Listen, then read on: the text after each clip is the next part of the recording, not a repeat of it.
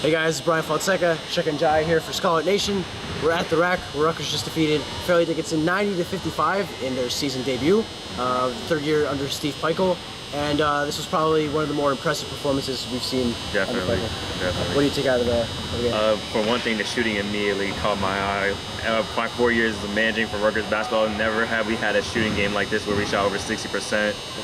You could just see Gio got started off early, then Ron Harper, Montez even had 3 himself. It just seemed with the ball movement, the crisp ball movement, that we were able to get shooters in better position, and it's just more of a threat. Peters was aggressive scoring coming off the gate, and we don't initially have a ball handler that can take it to the rack consistently, but I think we have shooters that will balance that out as long as we get solid ball movement each possession.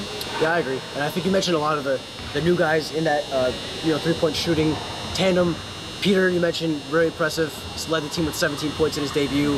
A guy like Miles Johnson didn't contribute to the three-pointers, but he was solid. 3 blocks, 4 points, 7 to 8 rebounds, something along those lines. Ron Harper, really impressive debut, I thought. I thought he was probably the most impressive. He shot well. He got a block. There was one sequence at the end of the first half where he makes a three-pointer. On the other end, he gets a block, gets a rebound, passes out in transition, gets the ball back, scores and N1. He missed the free throw, but that was pretty much as good as a sequence you'll see all night. And he even had a couple of alley-oops there on the other end at the end of the second half to get some excitement into the crowd, which, of course, we have to talk about. The crowd was a pretty good crowd, great student section, solid crowd. I just think that this is about as good a night Rutgers could expect out of this season. Definitely. Well, we saw, especially, there's going to be some growing pains, honestly. We'll expect that with Harper and Montez, they're going to be a consistent full-time. There are going to be some growing pains. Yeah. Harper showed that he's going to be composed throughout. He has a great feel for the game, on and off the ball. He knows when to make the right play, when to space the ball, and we saw that he's in much better shape compared to when he graduated from Don Bosco his senior year.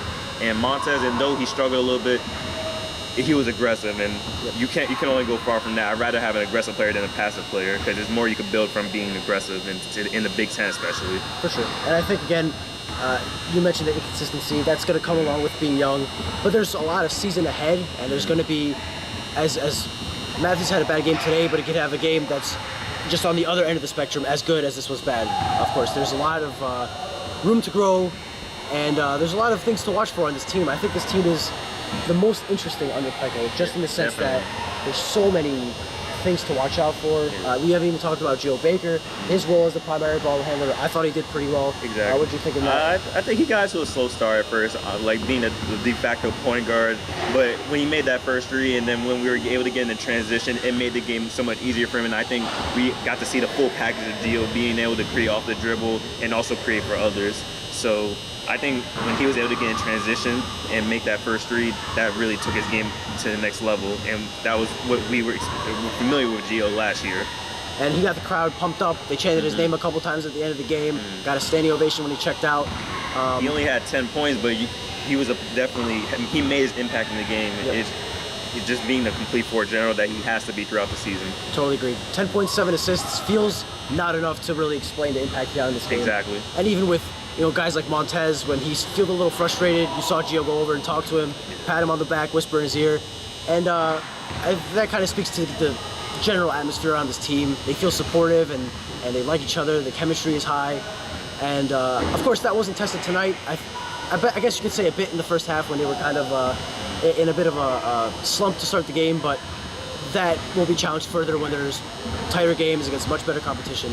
But until then, I think there's a lot of positive to take out of tonight, and Rutgers will head into Drexel's game on Sunday with a lot of momentum. So I guess, do you have any final thoughts on tonight's game? One final thought I thought is that from a leadership standpoint, even though Eugene and Shaq are the co-captains, it's going to be a leadership by committee, because as much as Shaq has been here, he's only played so much due to the injuries, and Eugene being his 3rd year and Gio his 2nd year, there's not really that much experience. So each man's got to rely on each other to really communicate on defense and show each other what is the right possession on offense. So it's going to be a leadership by committee. It's going to be a learning process, and it's going to be a young team, but we're going to have our highs and lows.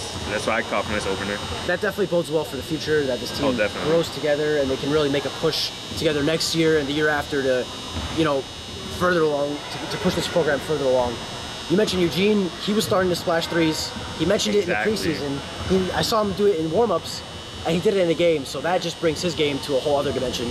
And of course, he took the charges as he always does. That's his bread and butter.